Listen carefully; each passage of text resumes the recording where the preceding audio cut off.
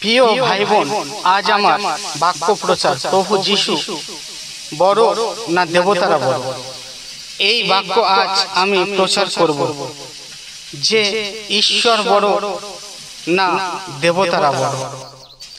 প্রিয় ভাই বোন, অনেক মানুষ আমাদেরকে জিজ্ঞেস করে থাকেন যে যিশুকে আপনারা প্রচার করে থাকেন যে যিশু বড় না দেবতারা বড়। আমরা কোনো কিছুই ভাবনা চিন্তা না করেই বলে দিই যে দেবতারাই বড় এবং যিশু হচ্ছেন ছোট। দেবতারা বড় হচ্ছে এই কারণে সবাই সম্মানীয় এবং সম্মান পাওয়ার জন্য তারা এই পৃথিবীতে এসেছে। একবার যিশুর কথা ভেবে দেখুন প্রিয় ভাই বোনেরা, যিশু তো কোনোদিন সম্মান পাওয়ার জন্য এই পৃথিবীতে আসেননি। যিশু তো প্রথম থেকেই সবার কাছে ছোট এবং অসম্মানিত হয়েছে। যিশুর বিষয় বাণীতে লেখা আছে যে স্বর্গের রাজা হয়েও এই পৃথিবীতে কাঙাল ছুঁচের মিস্ত্রির ঘরে জন্মগ্রহণ করেছিলেন। আবার যিশু নিজে ধনবান হয়েও আমাদের জন্য দরিদ্র হয়েছে। কেননা যিশুর দরিদ্রতায় আমরা ধনবান হতে পারি। যিশু নিজেই নিষ্পাপ হয়েও আমাদের জন্য পাপ সকল বহন করলেন, যেন আমরা তার পবিত্রতায় পাপ মুক্ত হতে পারি। বাইবেল বলছেন যে সত্যই যিশু কিন্তু কোনো উঁচু স্থানের জন্য এই পৃথিবীতে আসেননি।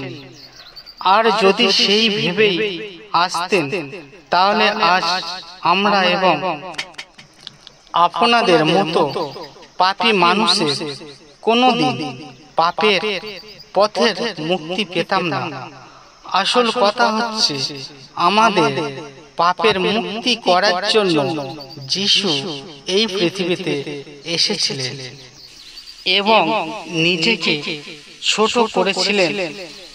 এবার আমরা পরিষ্কারভাবে বুঝতে পারলাম যে যদি যিশু নিজেই ইচ্ছা করতেন আমার আপনাদের কাছে দেবতাদের মতো সম্মানীয় ব্যক্তি হয়ে এই পৃথিবীতে আসতেন, কিন্তু তিনি তা করেননি।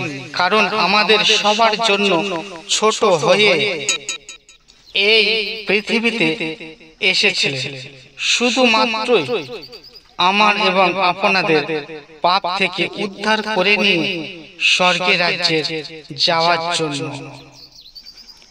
তিনি স্বেচ্ছায় দেবতাদের বড় হওয়ার সুযোগ দিয়েছিলেন ও নিজেকে ছোট করে রেখেছিলেন। তাই দেবতারা বড় আর আমার প্রভু যিশু হলেন ছোট। খ্রিস্ট বিশ্বাসী ভাই বোনেরা, প্রভু যিশু আমাদের জন্য এই পৃথিবীতে ছোট হয়েছিলেন বলে ঈশ্বরকে ধন্যবাদ দিন। হালেলুয়া। সকলকে জয় যিশু।